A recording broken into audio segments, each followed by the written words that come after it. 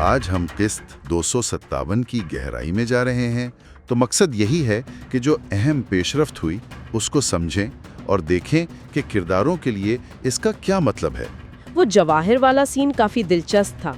जवाहर ने नोटिस किया कि सबीहा कुछ बेचैन है जी, और दावा किया कि वो बॉडी लैंग्वेज पढ़ सकता है। और इसी वक्त हुसैन कराबे भी आ जाता है वहाँ। हाँ, और जवाहर से उसका तारुफ होता है, एक नया खिलाड़ी मैदान में।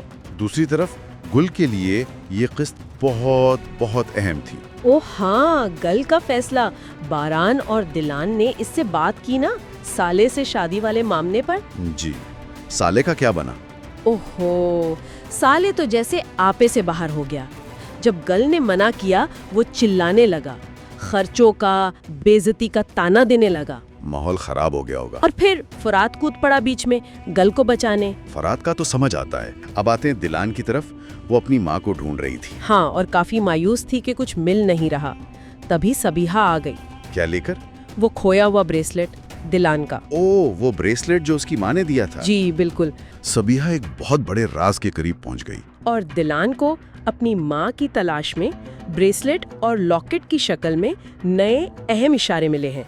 जबकि बारान और जवाहर के दरमियान कारोबारी कशीदगी बढ़ रही है। बिल्कुल।